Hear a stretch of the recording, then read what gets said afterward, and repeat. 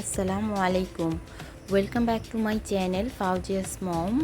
আজকে আবারও আপনাদের সামনে হাজির হয়ে গিয়েছি আপনাদের সাথে গল্প করার জন্য আর কিছু টিপস দেওয়ার জন্য।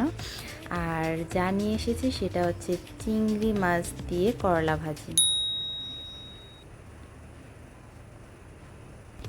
চিংড়ি করলা ভাজি করার জন্য আমি এখানে একটা করলা পাতলা পাতলা করে কুচিয়ে নিয়েছি, ভালো করে ধুয়ে। আর এই করলার মধ্যে কিন্তু কোনো রকম পানি নেই, পানি ঝরানো।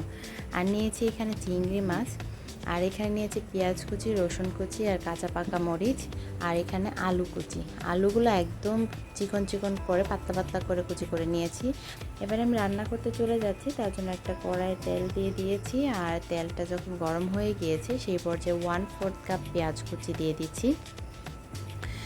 তো আর দিয়ে দিচ্ছি 1 টেবিল স্পুন রসুন কুচি, আর সেই কাঁচা পাকা মরিচ দিয়েছি আমি মাঝখান থেকে ফেড়ে। তারপর আপনারা ঝালের পরিমাণটা ইচ্ছে মতো দিয়ে নেবেন।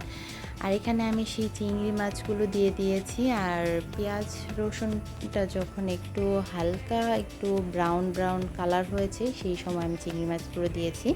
আর চিংড়ি মাছগুলো দিয়ে আমি এখানে 1/2 চা চামচ হলুদ গুঁড়া দিয়ে দিয়েছি। হলুদের পরিমাণটা আমি একটু কমই দিয়েছি, শুধুমাত্র চিংড়ি মাছের একটা কালার রাখার জন্য, আর চিংড়ি মাছের আস্তে গন্ধটা যেন না থাকে।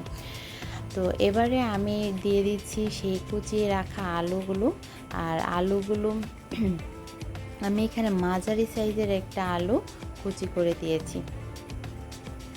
এবারে আলুটা কিছুক্ষণ আমি ভেজে নেব। আপনারা চাইলে এই পর্যায়ে একটু ঢেকে দিয়েও ভেজে নিতে পারেন, তবে একদম পুরো সেদ্ধ করবেন না। আর এখানে আমি পরিমাণ মতো লবণ দিয়ে দিয়েছি। এবার আমি আলুগুলো কিছুক্ষণ ভেজে নিয়ে তারপর আমি করলাগুলোকে দিয়ে দিয়েছি। আর করলাগুলো দেওয়ার পর এটা কিন্তু চুলার আঁচ অবশ্যই মিডিয়ামে রাখবেন। আর খেয়াল রাখবেন যেন কোনো রকমভাবে পানি উঠে না আসে। আর যদি পানি উঠে আসে তাহলে কিন্তু আপনার ভাজিটা তেতো হয়ে যাবে, প্লাস এটার কালারটাও নষ্ট হয়ে যাবে পানিটা শুকাতে শুকাতে। তো এটার কালারটা ঠিক রাখার জন্য আর তেতো ভাবটা না আসার জন্য আপনারা এটা খেয়াল রাখতে হবে।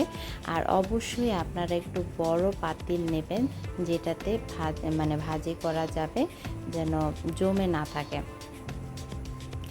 তো আমি কিন্তু এটা অনবরত নাড়ছি, আর অনবরত নেড়েই কিন্তু ভাজিটা করে নেব।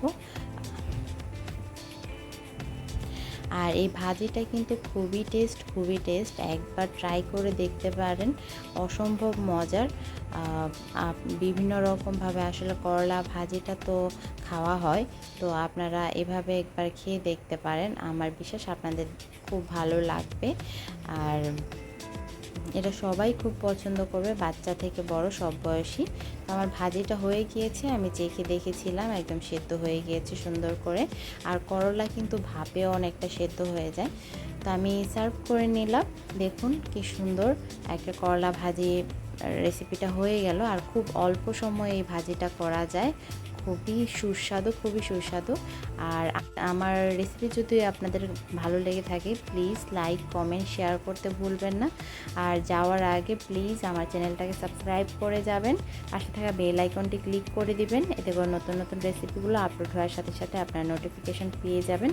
আর আপনাদেরকে রেসিপিটা দেখাতে দেখাতে কিন্তু আমি কিছু টিপসও দিয়ে দিলাম। তো আশা করছি আপনাদের খুব ভালো লাগছে, আর আপনারা ট্রাই করে দেখবেন আর কমেন্টস করে জানাবেন কেমন লাগলো। তো আজকে এই পর্যন্তই। তো দেখা হবে নতুন কোনো রেসিপি, নতুন কোনো ভিডিও নিয়ে।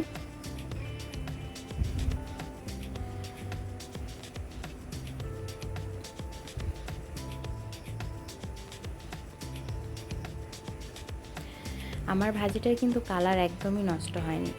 তো এতক্ষণ আমার ভিডিওটা দেখার জন্য ধন্যবাদ সবাইকে। ভালো থাকবেন সবাই। আল্লাহ হাফেজ।